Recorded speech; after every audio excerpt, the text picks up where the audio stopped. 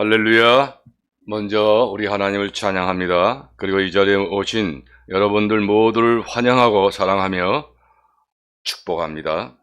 지난주는 제가 캄보디아의 선교의 커다란 비전을 얻기 위해서 울산을 다녀오는 그런 주말에 울산을 다녀왔기 때문에 이 강의를 실시하지 못했습니다.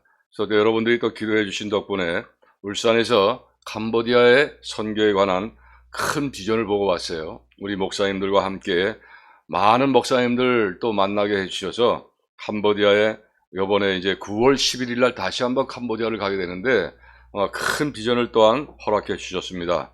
그리고 이제 이어서 제가 또 이제 9월 11일 날 또 그때 되면 그때는 한 3주 정도만 다녀올 계획입니다. 그래서 이 강의가 자꾸 중간중간에 멈추게 되는 점을 정말 죄송스럽게 생각을 하는데요.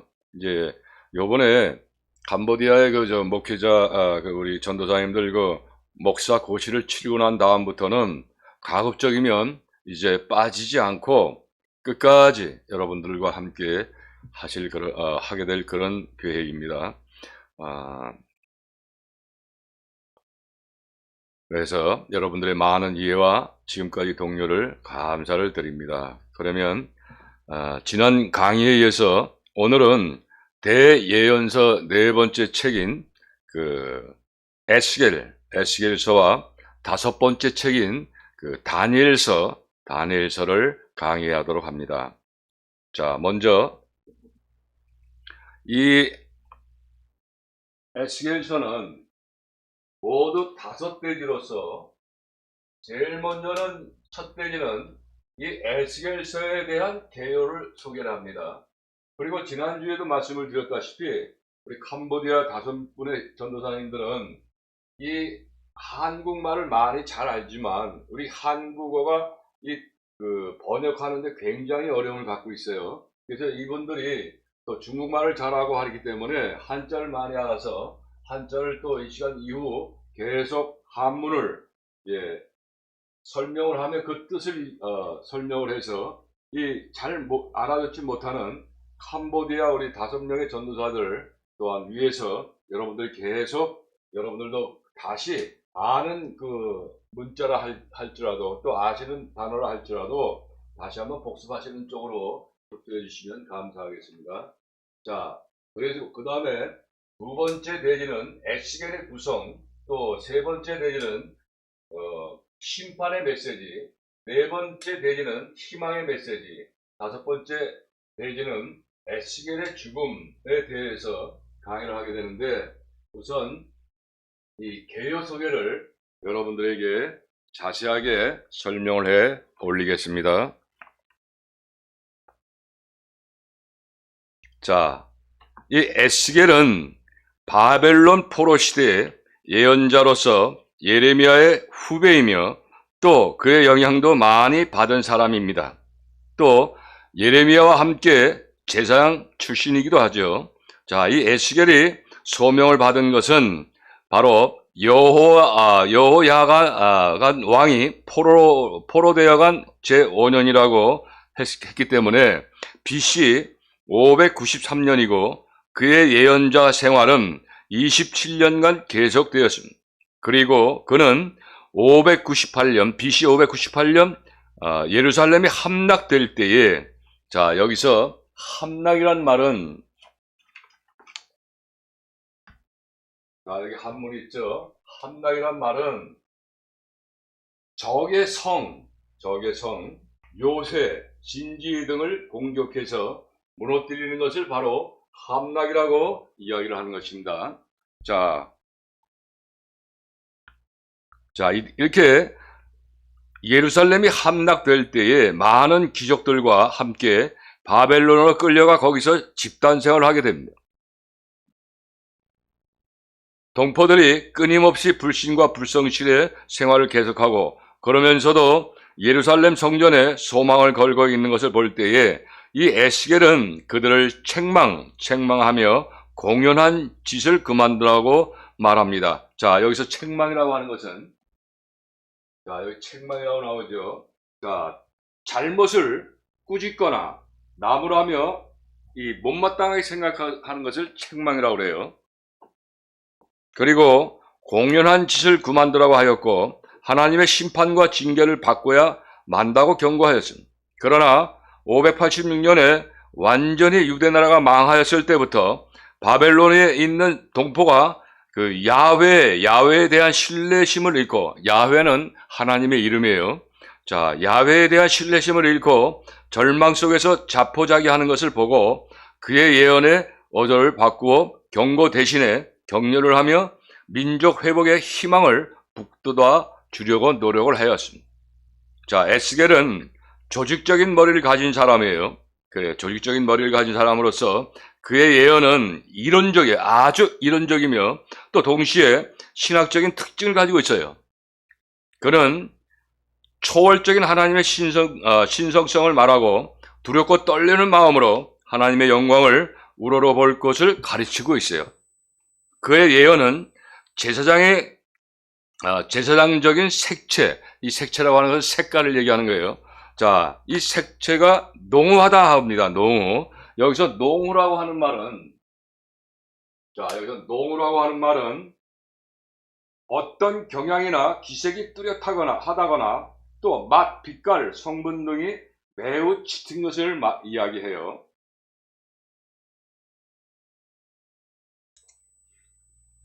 또 의식과 율법을 준수할 것과 엄격한 도덕 생활을 강조하였습니다.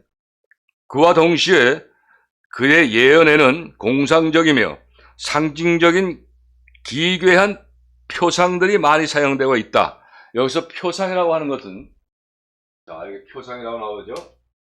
자, 표상이라고 하는 것은 본을 받을 만한 대상이나 드러나지 아니한 것을 구체적인 형상으로 드러내어서 나타내는 것을 바로 표상이라고 그래요. 표상.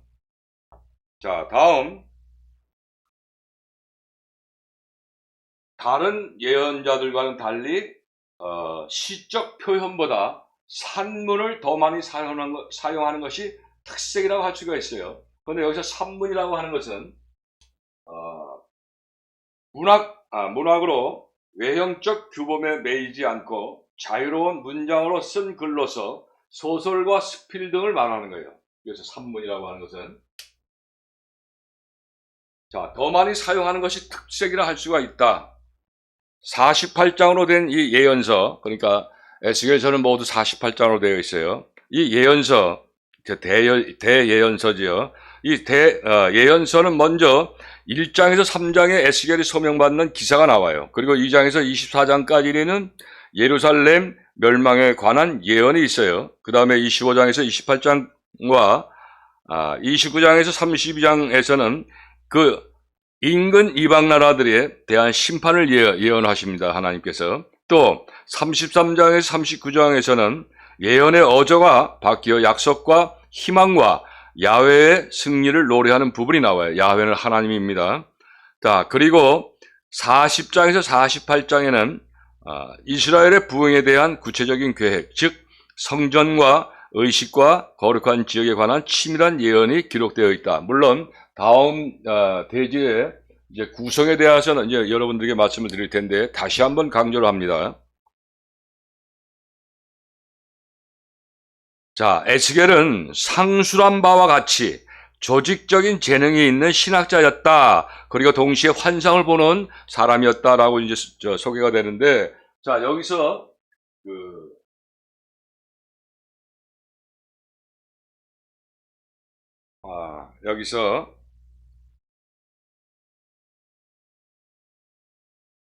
특히 개인의 책임관념을 주장하는 예언자라고 특히할 만한 일이 있어요. 또 이스라엘은 지금까지 단체주의 또는 전체주의 속에서 개인의 의무나 책임감을 별로 느끼지 않고 왔지만 여기서부터 새로 건전한 개인주의의 시작이 되었던 것이다. 그리고 37장에 나오는 마른 뼈의 부활은 유명한 장면이기도 하다. 이것은 이스라엘 민족에게 희망을 불어넣어 주는 환상이며 고린도전서 15장의 그 육체적 부활 사상까지는 먼 거리가 있긴 하지만 개인의 부활 희망이 여기에 나타나 있는 것은 정말로 놀라운 일이 아닐 수가 없다. 그렇게 해서 에스겔서의 개요를 소개를 합니다. 다음 두 번째, 말씀드린 대로 이 에스겔의 구성에 대해서는 자, 세 초점으로 나눴어요. 자, 1장에서 24장까지는 초점은 바로 유다의 멸망에 대해서 기록이 되었고, 또 25장에서 32장까지는 유다의 적에 관해서 초점을 맞췄어요. 그리고 이 33장에서 48장까지는 유다의 장래에 대해서 초점을 맞춥니다. 자, 그런데 부분적으로 나누다 보면, 자, 1장에서 3장까지는 그 비전과 소명, 부르심에 대해서 정리가 되고, 또 4장에서 6장까지의 말씀은 표적과 설교에 대해서, 또 7장에서 11장까지의 말씀은 하나님의 영광이 나타나는 것에 구분을 두었어요. 다음 12장에서 24장까지는 심판에 관한 비유를 상세하게 설명을 했고, 또 25장부터 32장까지의 구분은 적국에 대한 심판과 애굽에 대한 심판으로 두 구분을 나누어서 이제 기록이 되어 있고 설명을 합니다. 또 유다의 장래, 이것은 33장부터 48장까지 또 두 분류로 나누어서 이스라엘을 위한 새로운 삶, 이것은 33장에서 39장까지에 대해서 그 구분에 대해서 말씀을 하고 있고, 다음 하반부에는 이스라엘을 위한 새로운 성전에 대해서 40장에서 48장까지의 말씀을 하고 있습니다. 다음 표제는 전반부와 후반부로 나눠져요. 그래서 표제는 프로전과 또 포로전, 유다 백성들, 이스라엘 백성들이 BC 592년부터 587년까지 5년간 그 포로가 되어 있는 그런 것을 심판과 함께 포로 중에 있는 것과 함께 이제 나누어 설명을 하고 있어요. 포로중은 BC 586 1년간 동안에 그렇게 이제 기록이 되어 있고, 그 다음에 이 포로 후에는 15년간 BC 585년부터 570년까지 15년간 이 포로 후에 되어 있던 모든 이러한 과정들을 기록하고 있어요. 그 다음에 표제는 바로 이 유다에 대한 그 멸망과 유다에 대한 요것에 대해서 심판이 주제가 되어 있고, 또 이 하반부에는 위로로 이제 그 이스라엘 백성이나 이스라엘 백성들의 그 위로로 이렇게 구성이 되어 있어요. 자, 장소와 장소는 전부 바벨론입니다. 바벨론. 그리고 기간은 약 26년간 이 대예언서인 에스겔이 기록이 되었다라는 것을 설명을 드립니다. 자, 그러면 이제 세 번째 대지로 심판의 메시지에 대해서 함께 연구합니다.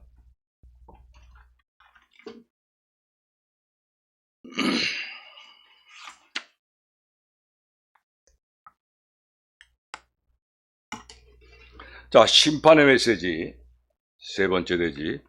에스겔은 신속히 고국으로 돌아갈 것을 희망한 포로민들이 대중적 이데올로기에 대해 맹렬한 비판을 가하는 메시지를 전해야 했다.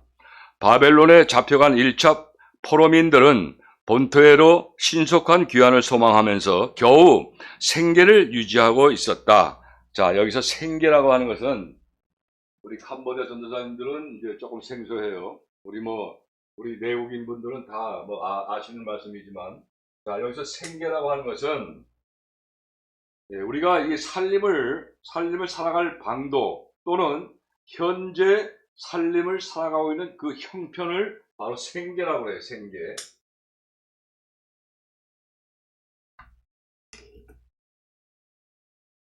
자, 여기에 부채질한 것은 거짓 선지자들이었다. 이들은 조속한 귀국이 있을 것이라고 예언하였다. 그러나 실상은 하나님께서 무서운 진노를 예루살렘에 쏟아부어 예루살렘을 멸망시키기 직전이었다. 그럼에도 불구하고 예루살렘에 대하여 평강의 환상을 보았다고 떠들기 시작하였다. 이거는 에스겔서 13장 10절 말씀에 기록되어 있어요. 자, 이에 에스겔은 상징적 행동으로 예루살렘의 멸망을 선언하는 메시지를 선포하였다. 따뜻한 봄날 아침 에스겔은 집 근처 거리에 앉아서 머리털과 수염을 깎아 저울에 달고 있었다. 이 모습을 인근 사람들이 주의 깊게 바라보고 있었다. 이 털을 셋으로 나눈 후에 3분의 1은 거리에서 태우고 3분의 1은 빌린 칼로 치고 나머지 3분의 1은 바람에 날려버렸다. 그리고 그는 이렇게 외쳤다. 주 여호와께서 가라사대 이것이 곧 예루살렘이라. 너희 가운데에서 3분의 1은 온역으로 죽으며 기근으로 멸망할 것이요 3분의 1은 너희 사망에서 칼에 엎드러질 것이며 3분의 1은 내가 사방에 훑고 또 그 뒤를 따라 칼을 빼리라. 에스겔서 5장 5절에서 12절까지 이 내용의 말씀이 나와 있어요. 자, 그리고 예루살렘으로서의 조속한 귀환을 기다리고 있던 1차 포로민들에게 이 같은 메시지는 폭탄과 같은 충격이었다. 그렇다면 무엇 때문에 이런 심판에 임해야 하였는가? 하나님의 지속적인 사랑에도 불구하고 이스라엘이 지속적으로 이 사랑을 거부하였기 때문이라고 에스겔은 과감하게 선언하고 있습니다. 유다가 오랫동안 우상 숭배와 배도를 행해왔기에 유다의 심판이 임할 수밖에 없다는 것이었다. 따라서 사마리아를 하나님께서 멸망시킨 것처럼 예루살렘도 멸망시킬 것이라는 것이었다. 에스겔이 예언한 대로 주전 586년 느부갓네살의 군대에 의해 예루살렘이 함락되고 말았다. 자, 시드기야와 신복들이 포로로 잡혀 바벨론에 도착하자. 여기서 신복이라고 하는 것은 자, 신복 한문 자세히 보세요. 신복이라고 하는 것은 왕을 섬겨서 벼슬하는 사람을 가리켜서 신복이라고 말하는 거예요. 자, 이미 먼저 잡혀와 있던 포로들이 반갑게 맞이하였다. 그러니까 신복들이 이제 새로 잡혀갔을 때 먼저 잡혀왔던 그 신복들도 이 포로를 반갑게 맞이하였다. 그런 뜻이에요. 자, 바벨론의 유다 포로들에게는 기쁨과 슬픔이 교차하는 날들이 이어졌다. 여기서 교차 있죠, 교차. 교차는 서로 엇갈리거나 마주치는 것을 교차라고 그래요. 새로운 포로민들은 바벨론 성으로 끌려오면서 앞날에 대한 두려움으로 불안하였으며 옛 포로민들 역시 다윗성으로 돌아갈 수 있을 것이라는 그 희망이 예루살렘의 파괴와 몰락으로 사라져 버렸기에 마찬가지로 낙심이 이만저만이 아니었다 라고 심판의 메시지는 그렇게 정리가 됩니다. 자, 여기서 낙심이라고 하는 것은 바라던 일이 이루어지지 아니하여 마음 상태가 아주 상하게 된 것을 바로 낙심이라고 그래요. 캄보디아 전도사님들 잘 이해하시기 바라요. 자, 다음은 네 번째 소지로서 희망의 메시지. 자, 희망의 메시지에 대해서 설명합니다. 자, 예루살렘이 몰락하고 많은 포로민들이 몰려들면서 에스겔의 생각과 메시지의 변화가 생겼다. 그가 두려워하면서 예언했던 하나님의 심판이 예루살렘에 임하였다. 예루살렘은 파괴되었고 이스라엘의 죄악은 그 종국에 달하였다. 이제 하나님은 그의 백성을 위해 새로운 길을 준비하실 것이라고 에스겔 선지자는 선포하기 시작하였다. 자, 예레미야가 예루살렘이 몰락하던 때에 하나님께서 이스라엘 백성의 전체적 죄를 심판하신 후에 개개인의 남녀들을 새롭게 구원하실 날이 올 것이라고 이미 예언하였다. 요 말씀도 예레미야 31장 27절에 기록이 되어 있죠. 자, 에스겔은 이제 그날이 다가왔다고 선언하였다. 예루살렘의 집단적 죄와 처벌을 선언하면서 영적 해방을 선언하였다. 야, 여기서 이 처벌, 자, 여기 처벌이 있죠, 처벌. 자, 처음 처벌. 처벌은 형벌에 처함 또는 그 벌, 죄에 대한 대가를 이야기하여 처벌. 너희가 이렇게 이제 예수께서 18장 1절에서 4절까지 이 말씀을 핵심적인 말씀을 보면, 너희가 이스라엘 땅에 대한 속담에 이르기를 아비가 신 포도를 먹음으로 아들의 이가 시다고 하면 어찌미뇨, 범죄하는 그 영혼이 죽으리라 라고 핵심적인 말씀을 하죠. 자, 이것이 바로 에스겔이 말한 하나님 앞에서의 새로운 자유인 것입니다.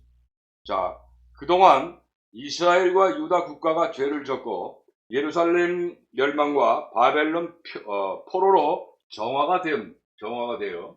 자, 여기서 정화라고 하는 것은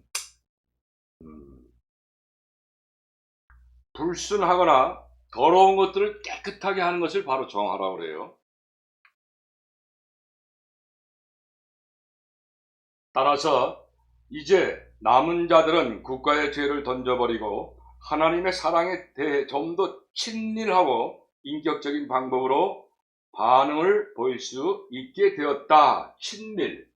여기서 친밀이라고 하는 것은 지내는 사이가 매우 친하고 가까운 것. 우리가 사람과 같이 지낼 때에 지내는 그 사이가 매우 친밀하고 가까운 사이를 바로 친밀이라고 해요. 자, 이런 새로운 분위기에서 에스겔은 계속 환상을 봐요. 자, 이 환상은 이제 희망을 향해 새로운 출발이 시작되었음을 보여주고 있다. 죽음의 날들은 지나갔다. 이스라엘은 이제 바닥을 지나갔으며 이제 하나님께서 이스라엘을 새 생명으로 일으키실 것이다. 그러나 이 일은 하나님의 일이지 이스라엘의 일이 결코 아님을 잊어서는 아니 되겠다. 자, 여기서 에스겔서 37장 1절 말씀과 11절에서 14절 말씀을 요약적으로 말씀을 드리면, 하나님 이렇게 말씀하세요. 여호와께서 권능으로 내게 임하시고 그의 신으로 나를 데리고 가서 골짜기 가운데 두셨는데 거기 뼈가 가득하더라. 인자야, 이 뼈들은 이스라엘 온 족속이라. 그들이 이르기를 우리의 뼈들이 말랐고 우리의 소망이 없어졌으니 우리는 다 멸절되었다 하느니라. 내가 너희 무덤을 열고 너희로 거기서 나오게 한즉 너희가 나를 여호와인 줄 알리라. 내가 또 내 신을 너희 속에 두어 살게 하고 내가 또 너희를 너희 고토에 거하게 하리니 라고 핵심적인 말씀하세요. 자, 그리고 하나님께서는 단순한 시신의 소생, 저기서 시신이라고 하는 것은 시신이라고 하죠. 자, 여기서 시신이라고 하는 것은 송장, 그러니까 시체를 얘기하는 거예요. 시체를 점잖게 바른 말로 이르는 말이 바로 시신이에요. 자, 우리 평소폰 전도사님 그 아버님이 캄보디아에서 지난번에 이제 하나님의 부르심을 받았어요. 자, 이때 저도 이제 참여를 못했지만 그 시신 사진을 보내서 저한테 보내와서 기도를 열심히 했지만 바로 이 죽은 사람의 시체를 바로 시신이라고 하는 겁니다.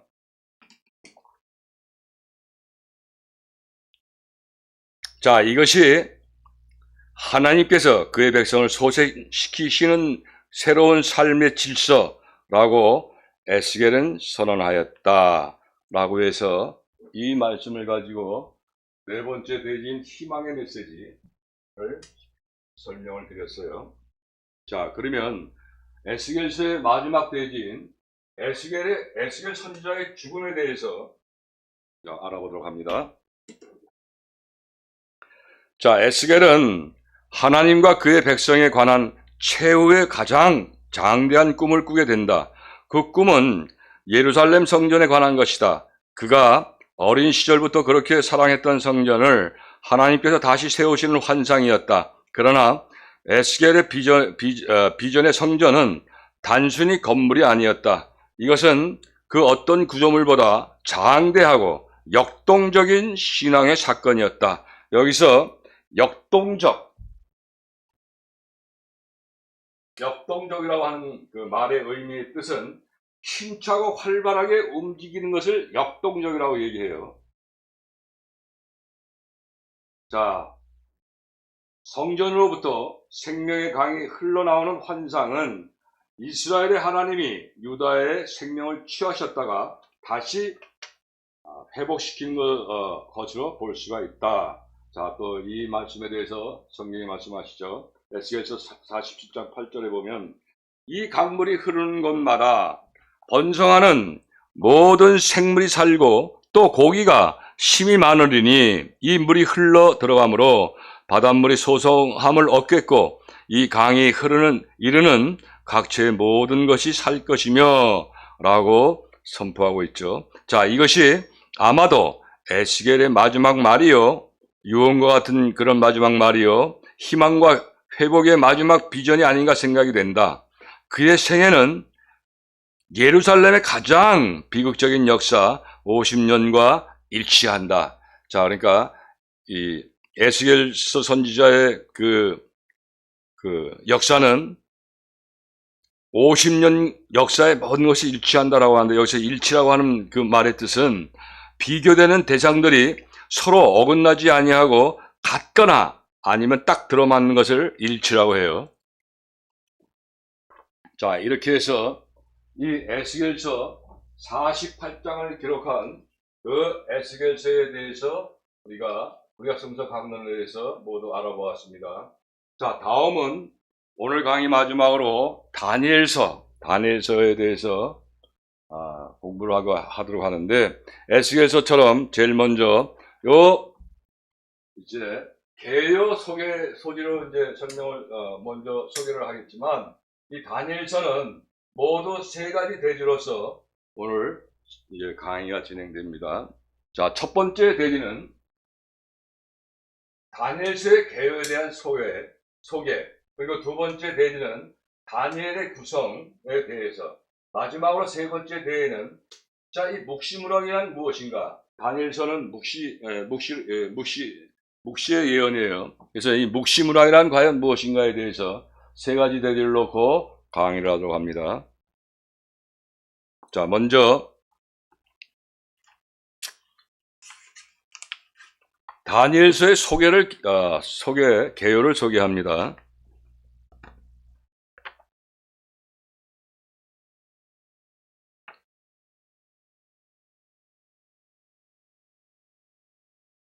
그리고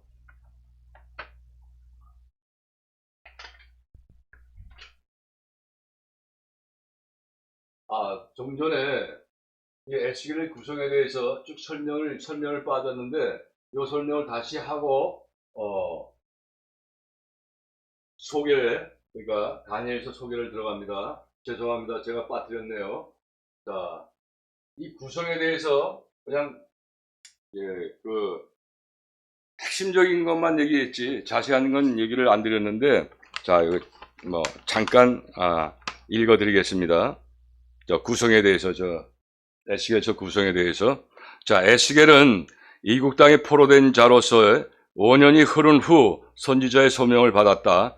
26년간 포로된 유대인들에게 말씀의 사역을 감당한 것이다. 에스겔은 환상의 선지자로서의 예언과 징조, 자, 징조라고 하는 것은 칠판에 기록된 것처럼 그 한문이 기록되어 있어요. 어떤 일이 생길 기미를 바로 징조라고 그래요. 자, 이 징조의 독특한 방법으로 설교를 했다.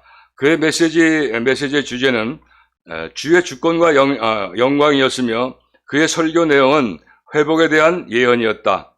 그의 민족이 포로된 지 수년이 흘렀건만 그의 민족은 돌이켜 회개하지 않고 더욱더 하나님에 대한 예배가 결여되었고 점점 부패해 가기만 했다. 에스겔의 환상을 통해서 이 처량한 자신의 민족에 대해, 처량하다는 것은 불쌍하다는 거예요, 풍류적으로 예언을 하였다. 풍류적이라는 말의 의미는, 자, 한문에 나와 있는 것처럼 슬며시 나무라며 가르쳐 타이르는 성격을 띈 것이라고 해석이 돼요.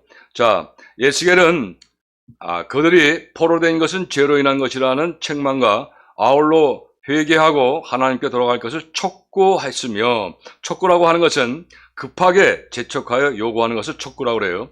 거짓 선지자들은 항상 입에 발린 말로 곧바로 돌아갈 것이라고 했으나 그는 70년이 지나야 결국 고국으로 돌아갈 수 있다고 예언했으며, 신앙생활을 철저히 하던 남은 자들을 위해서 후에 이스라엘은 회복될 것이라는 예언으로 소망을 불어넣는 설교를 했다. 강하고 담대한 성격의 소유자인 에스겔 선지의 설교는 엄격하고 감명적이었다.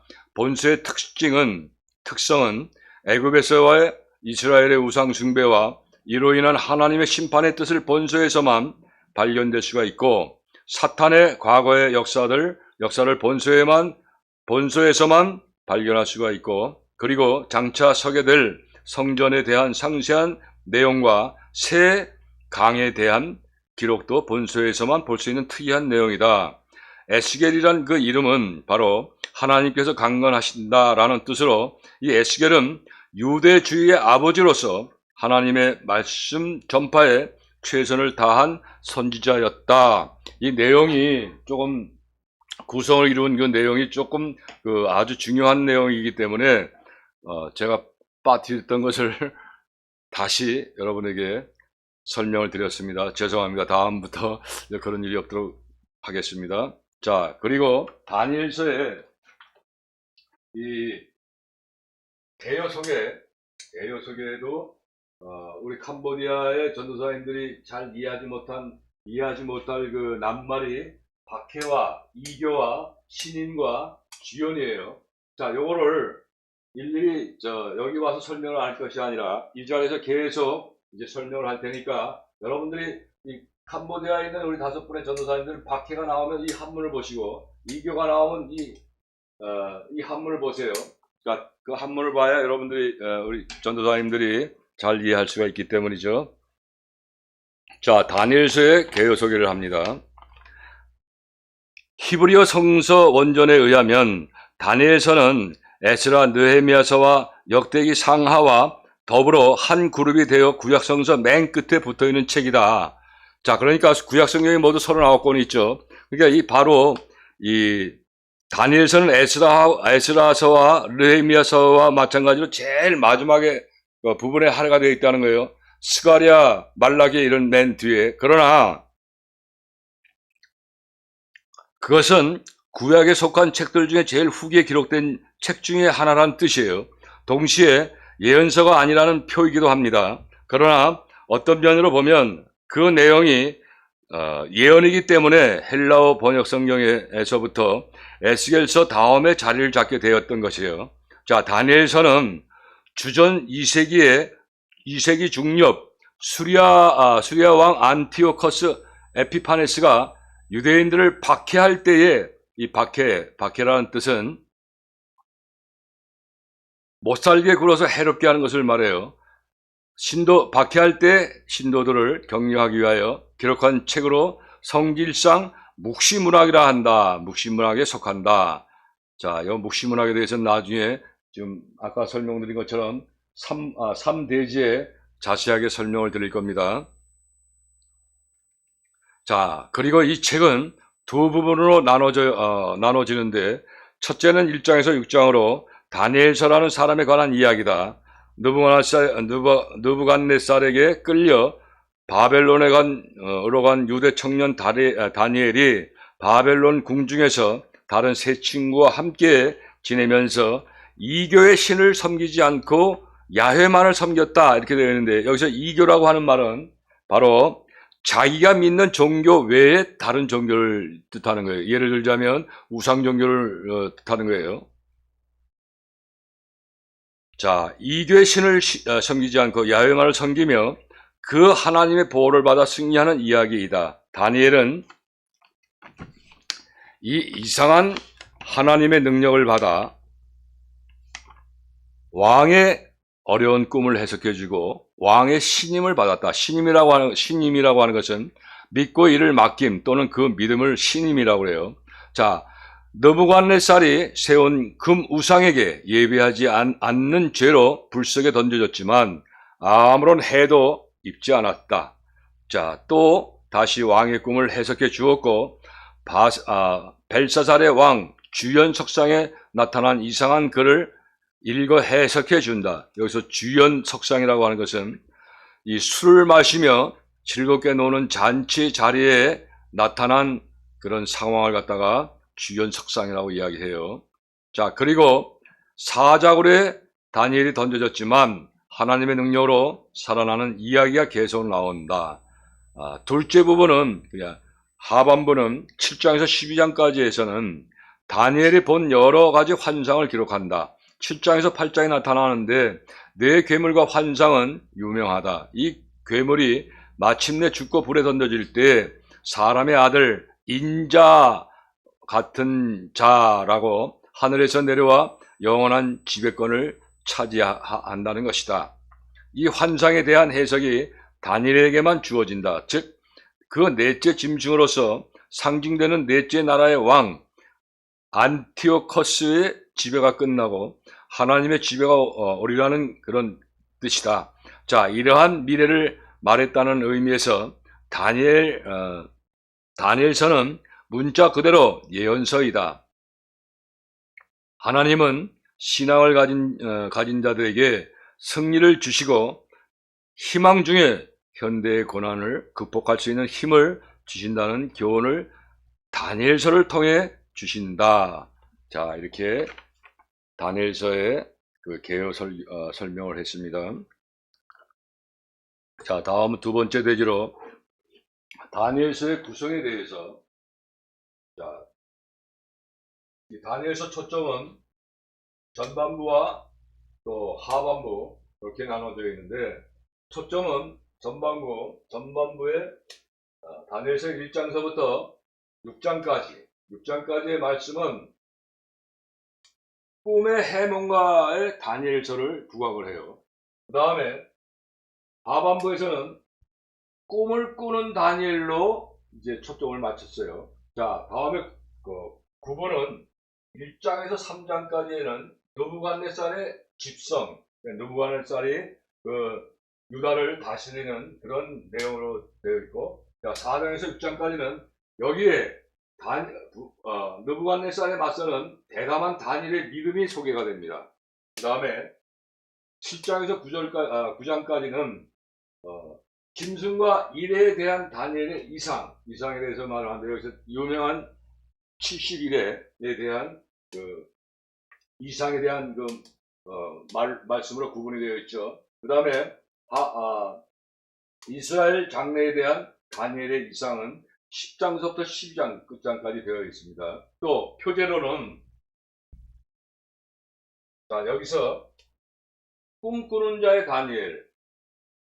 자, 이 본 강의를 여러분에게 전할 수 있는 이러한 그 장소를 마련해 주시고, 또 계속 이 유튜브로서 여러분들에게 강의하게 하신 영광스러운 교회 담임 목사님도 이 꿈꾸는 선지자예요. 그래서 예배를 드릴 때 보면 항상 꿈에 대한 찬송을 드리고, 제가 지금까지 수년 동안을 예배 참여를 했는데 단 한 번도 그 찬송을 안 한 적이 없어요. 뭐냐? 꿈꾸는 선지자라는 거예요. 또 저 역시도 이 캄보디아에 지금 선교 사명을 지금 13년 동안 하고 있는데, 첫 번째 이제 캄보디아로 이제 그 프놈펜 공항에 도착하기 바로 전날, 그때부터 하나님이 그 성령의 꿈을 주셨는데 13년 동안 어제까지도 하루도 꿈을 꿔준 적이 없어요. 꿈꾸는 다니엘도 있지만 꿈꾸는 양곤남, 꿈꾸는 예담도 있다는 사실을 유머스럽게 여러분들에게 또 알려드립니다. 자, 그리고 표제로서는 이것도 전반부와 하반부로 나누게 되는데, 자, 표제는 전반부는 1장에서 6장까지는 이방인에 대한 하나님의 계획, 그 다음에 하반부는 유대인에 대한 하나님의 계획, 그러니까 세상의 모든 그 선민이 아닌 이방인을 대한 하나님의 계획이 바로 다니엘서의 전반부 1장에서 6장까지 계획이 하나님께 선포하신 거고, 또 하반부에서는 7장에서 12장까지는 유대인에 대한 하나님의 계획, 구원이죠, 구원. 그것을 이제 표적을 했고, 전반부는 역사적인 이야기, 또 후반부는 이 7장에서 12장까지 말씀은 예언적 스토리를 설명하게 되고, 그 다음에 이 전반부는 역사적인 이야기라고 하면 후반부는 예언적 이야기로 나눠진다는 것을 기억하시면 좋겠고, 그러면 이 다니엘서가 이 에스겔서는 약 26년간 이제 그 기록이 되어 있는데 그 상황을, 그런데 다니엘서는 이 에스겔서보다 무려 32장이나 작게 기록이 되어 있지만 그 기간은 특이한 것은 바로 69년간이라는 거예요. 69년간. 그러니까 이 다니엘서가 얼마나 중요한가를 여러분들도 다시 한번 깨닫길 바라요. 물론 하나님 말씀은 다 중요하고 꼭 필요하지만 그러한 차이가 있다는 것을 여러분에게 이제 말씀을 드립니다. 자, 그리고 장소는 바벨론과 파사라고 하면 오늘날의 페르시아를 말하는 거죠. 그렇게 되어 있다 하는 것을 말씀을 드리면서, 자, 이제 구체적인 설명을 합니다. 구성에 대한 그 설명, 다니엘서 구성에 대한 설명을 합니다. 자, 이 바로 다니엘서는 그 구약의 계시록이라고까지 해요. 구약의 계시록. 구약의 계시록이라고 일컬어지는 다니엘서는 예언적인 역사를 장엄하게 펼치고 있다. 장엄, 여기서 장엄이라고 하는 그 낱말의 뜻은 씩씩하고 웅장하며 위험있고 엄숙한 것을 말해요. 다니엘은 에스겔과 마찬가지로 느부갓네살이 팔레스틴을 침략했을 때에 바벨론으로 포로가 된 자 중 한 사람이다. 여호와에 대한 충성심과 헌신에 흔들림이 없는 귀한 주님의 종이었다. 그는 정치인이었으나 하나님의 예언자이기도 했다. 그는 그의 나이 90세까지 69년이란 긴 세월을 악이 가득 찬 궁전에서 보내면서 하나님의 선지자로서, 하나님의 종으로서, 자연인으로서 흠없이 산 우리의 모범적인 대표적인 인물이라는 거예요. 자, 다니엘이라는 그 이름은 하나님은 나의 재판장이시다 라는 그 뜻으로, 다니엘은 항상 재판장 앞에서의 바른 삶을 산 사람이었다. 그는 하루 3번씩 규칙적으로 고국을 향해 그의 창문을 열어놓고 하나님께 기도하기를 쉬지 아니했으며, 기도로 말미암아 정서적 모략에 빠져 죽음에 직면했을 때에도, 자, 여기서 직면이라고 하는 말은 어떠한 일이나 사물을 직접 당하거나 접하는 것을 바로 직면이라고 그래요. 자, 직면했을 때도 변함없이 기도하는 하나님의 정절이 아주 고돈자였다. 여기서 정절이라고 하는 것은 절개를 굳게 세우고 굽히지 아니하는 것을 정절이라고 그래요. 자, 여기 한문에 기록되어 있어요. 전부 다. 당시 에스겔은 포로 노동소에서 포로된 유대인을 위해 예언의 일을 감당했으나 다니엘은 궁전에서 이방 나라들에 대해 예언을 하고 있었다. 자, 하나냐와 미사엘과 아사랴, 다니엘의 세 친구를 보라. 하나님에 대한 신앙의 정절로서 풀무불에 던져졌을 때 풀무불 속에는 4사람이 걸어다니고 있었다. 이 다니엘의 세 친구 외에 한 사람은 바로 그리스도를 의미하죠. 자, 그리고 다니엘서에서는 5가지 메시지를 볼 수가 있는데, 먼저는 주님의 충성되고 순종하는 종들은 첫째로 세상적으로 성공을 하게 되며, 둘째로 하나님의 비밀을 위임받게 돼요. 이게 성경에 다 기록되어 있어요. 자, 세상적으로 성공하게 되는 것은 다니엘서 1장 9절 말씀과 20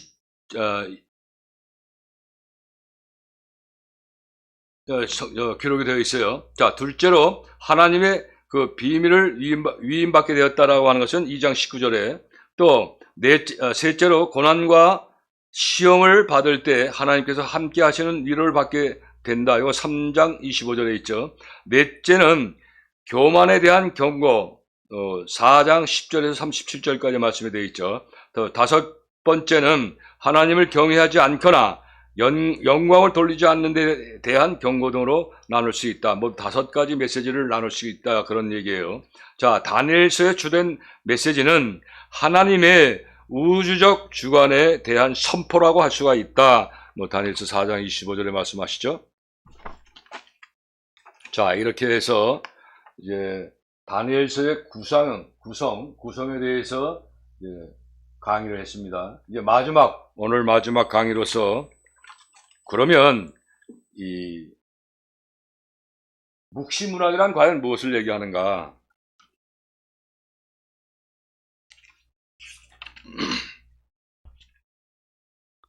아까도 말씀드렸지만 이 다니엘서는 묵시문학이라고 해요. 뭐 묵시록이라고 묵시록이라고 하지만 자, 묵시문학의 강조점은 미래의 사건들이 있는 것은 분명하지만 그렇다고 해서 미래의 사건들의 정확한 첨사진으로 주어진 것은 아니다. 다니엘서는 현재 상황으로 시작한다. 따라서 바벨론 궁정에서 시작해서 바벨론 혹은 페르시아의 왕들을 언급한다. 다니엘의 환상 가운데는 페르시아, 그리스, 북방과 남방의 왕들, 하나님의 백성을 괴롭히는 열방 통치자들. 자, 여기서 묵시와 열방에 대해서, 자, 묵시라고 하는 것은 직접적으로 말이나 행동으로 드러나지 않고 은연중에 뜻을 나타내 보이는 것을 바로 묵시라고 그래요. 하나님의 계시. 자, 이 다니엘서 저 한문이 되어 있어요. 캄보디아 우리 전도사님들 한문을 보고 더 상세하게 이해하시기 바래요. 또 열방이라고 하는 것은 우리 캄보디아 우리 저 전도사님들은 열방 우리 한국의 선교사님들이 열방 소리를 많이 하죠. 바로 이 열방이라고 하는 뜻은 여러 나라를 얘기하는 거예요. 전 세계 나라를 얘기하는 거예요. 그래서 우리 캄보디아 5명의 전도사님들은 이 복음의 전도가 또 복음 전파가 캄보디아만 캄보디아만 국한되는 것이 아니라 여러분들이 4천 명의 목회자와 3,300개 교회가 세워지면 거기서 끝나는 게 아니라 이제 열방으로 나가야 되는 거예요. 열방으로. 자, 캄보디아의 주위에 베트남이 있고 또 태국이 있어요. 또 미얀마와 라오스가 있어요. 또 라오스를 건너서 저 팔레스틴까지 여러분들이 해야 할 그런 사명인 것이에요. 아주 열방이라는 말씀을 신비에 새기십시오. 캄보디아 우리 선교사님, 전도사님들. 자, 그리고 기름 부음 받은 자의 제거, 희생 제자들의 중단 등이 들어있다. 그러나 이런 미래의 예언들을 정확한 역사 상황과 연결시켜서 보도록 다니엘이 의도한 것은 아니다. 여기서 의도라고 하는 것은 무엇을 하고자 하는 생각이나 계획 또는 무엇을 하려고 꾀한다 하는 것을 바로 의도라고 그래요. 물론 하나님의 백성들이 교회 역사에서 그러했던 것처럼 다니엘의 메시지를 현재의 역사적 필요와 상황에 비추어서 적용시켜 볼 수는 있다. 그러나 억지로 현재의 역사적 상황에 끼워 맞추는 것은 묵시 문학의 목적과 의도와는 상충되는 것이다. 자, 여기서 상충이라는 뜻은 여기 상충이라는 여기 상충형을 제가 뺐네요. 이 상충이라는 말은 서로 맞지 아니하고 서로 어긋나는 것을 상충이라고 그래요. 자, 제가 여기다 빼먹었지만 그렇게 이해하시기 바라요. 묵시적 예언은 그 양식상 무한한 시간 속에 주어졌다. 마지막 때의 시간은 하나님 외에 아무도 모른다. 따라서 묵시적 환상들을 역사적 사건과 연결시키는 것이 무모한 시도임은 다니엘서 해석사를 살펴보면 우리는 금방 알 수가 있다. 다니엘서는 마지막 때에 박해를 받는 자들을 위로하고 자, 이제 마지막 박해라는 그 낱말에 대해서 설명을 하자면, 이 박해라는 것은 못살게 구는 거 있죠. 못살게 굴어서 해롭게 하는 것을 박해라고 그래요. 박해를 받는 자들을 위로하고 소망을 던져주기에 기록된 것이다. 특별히 다니엘서의 꿈과 환상들은 박해받는 자들에게, 박해하는 자들의 때는 언젠가는 끝이 나기 마련일 뿐만 아니라 박해자들은 멸망받게 되어 있고 하나님의 나라는 영원히 서게 될 것이라는 점을 강조하는 데 그 목적이 있는 것이다. 할렐루야. 따라서 꿈과 환상을 해석할 때는 억지로 재진행 중인 역사에 끼워 맞추기보다는 전반적으로 소망의 메시지로 선이 굵게 이해하는 것이 좋을 것이다.